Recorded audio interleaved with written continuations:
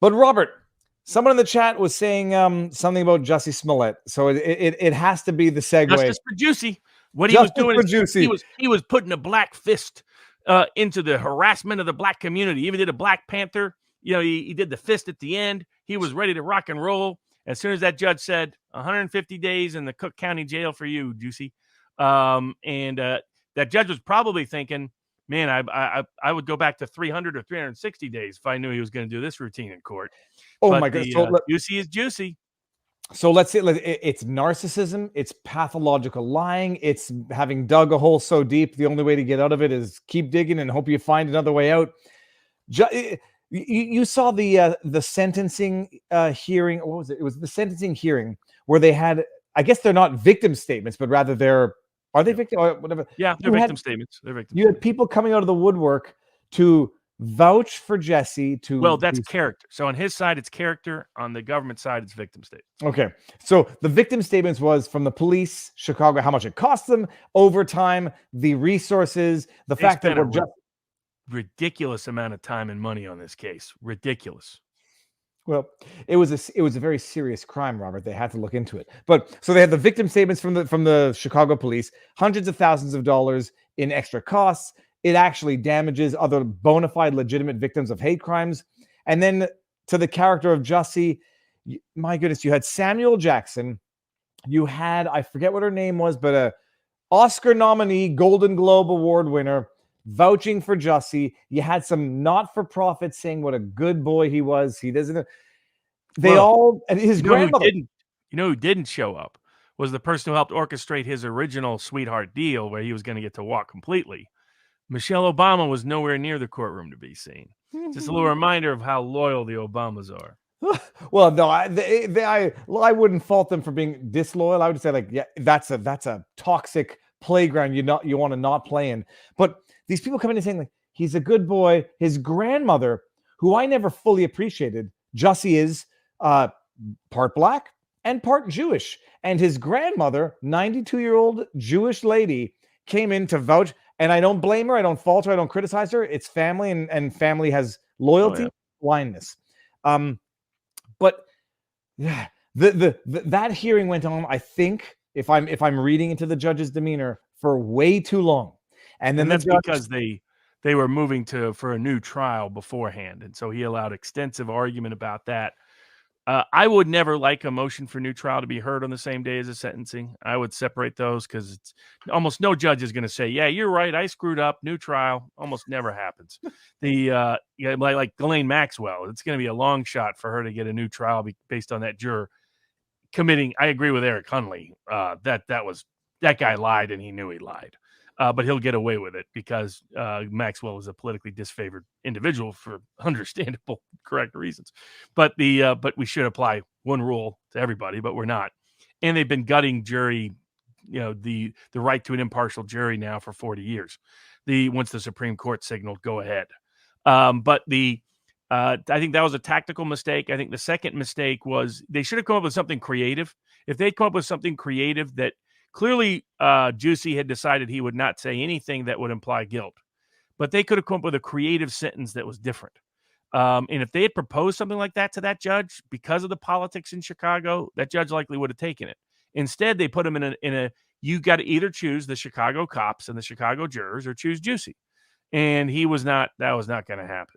Unless he got somebody like the Obamas to walk in there and vouch for him. Well, who was the Texas judge? I think it was Poe, who used to make the convicted do something like demeaning in order to get, like the drunk driving kid had to wear a sign on the street where he killed the person, said, I killed someone drunk driving. My old buddy, Judge Walter Williams, used to do that in Chattanooga.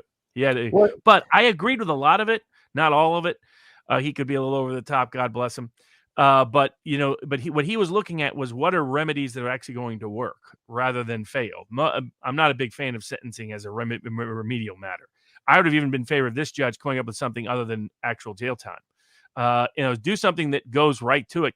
You give him the alternative of something that might be humiliating and embarrassing, which clearly he couldn't handle, or jail time. But then the whole world's like, okay, he had an alternative that most of us would have taken. He didn't take it. Clearly, the guy is a hopeless narcissist that can't admit responsibility. But it was fascinating to watch. And then he did his whole pretending to be Epstein thing. I'm not suicidal. I'm not suicidal. I'm not suicidal. That was like, what have you? Do you know something about Hillary Clinton? The rest of us don't know. Well, We'll see. I never make jokes about it for anybody. I've alluded to it a couple times. I've had 2 incidents in my practice where I know I never make jokes. I don't make jokes about that. It's a totally traumatizing thing. Jussie Smollett getting up and saying it unsolicited. When someone gets up and says, "I'm not suicidal. I didn't do this. I respect you, Judge, but I'm not suicidal." That to me is someone saying, "I'm suicidal. I've been convicted. I've lost everything. No one believes me. And now I'm a pure narcissist and have to maintain the lie. And there's only one other way out for this. If something happens to me, I didn't do it," says the guy who pretended something happened to him and did it and said he didn't do it. That was one of the harshest things of the punishment. They imprisoned him with the people who attacked him. You have to think about that for a second, but then the joke hits. I get it, Robert. And I was like, "Oh, the Osundara brothers?" Like, no, wait a minute. Himself. Well played. That's very subtle, Robert. The 150 days, though. So I didn't realize that it carried. Oh, and that's Cook County Jail. I guarantee you'd rather serve anywhere in a minimum security Illinois penitentiary than serve 150 days. It'll probably end up being 75. They always do like halftime the way that works. But than the jail. Apparently, they already put him in the shrink ward. They already put him in the nut house. Explain what you just said about Cook County Jail. Is it would I rather be in Rikers Island? Well, not Rikers. Rikers is unique. And you wouldn't want to be at Supermax in Florence. But big urban jails are the worst. They're generally worse than most penitentiaries. Generally worse. Because they have overcrowding problems, security issues. You're in with everybody. Think about the kind of people that are sitting there in the jail, right? Like you go to a minimum security work camp kind of facility, either on the state or federal side. You got some people like Jussie. You got some white collar people. You have very low risk of violence. I mean, so most people minimum that's not a big deal. You can often walk away from those places. And if you're in a small county jail, probably not a problem. Big urban jails are some of the most horrific places you can serve anytime. That was a deliberate whack by the judge to make him go to Cook County Jail for 550. That was more ruthless than giving him a whole year in an Illinois low security facility. So that's something I never even would have thought of until you mentioned it, and even now that's okay. Interesting. So the 150 days would have been on the low end of the potential max. I was close. I think somebody predicted on Nate, the lawyer, did a whole live stream on it. Somebody predicted 6 months. I predicted a year. But I was predicting real jail time all the way back, and the reason was too much embarrassment to the city of Chicago police. You couldn't embarrass them like that and him not sentence him. And that was always going to I thought very high chance, and that's why he got real time. I said 3 months the day of, but by that point I was just throwing darts anyhow. But no, when he after his convicted, "I'm not suicidal.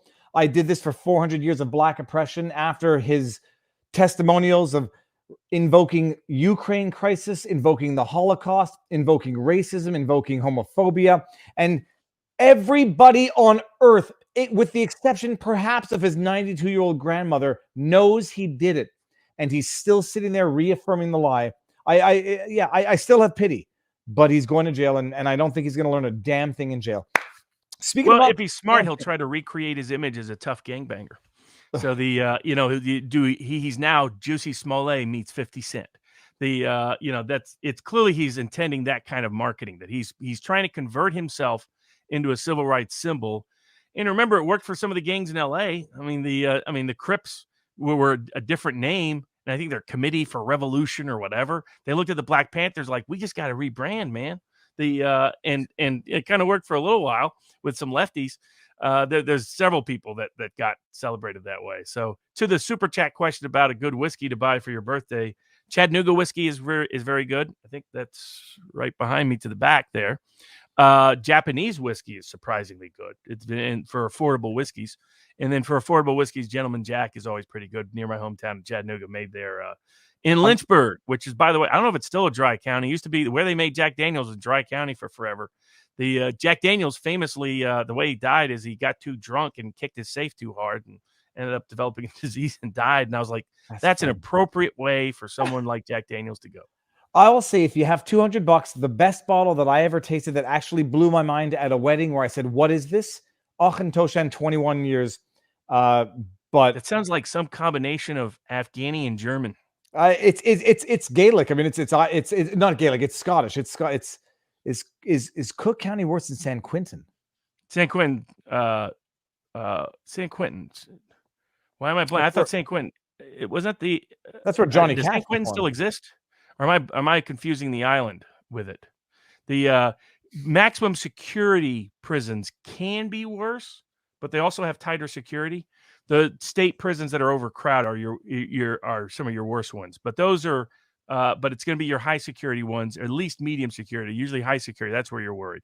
Most low security facilities, they put people in there that have no history of gang connections or violence, so your risk level is very low.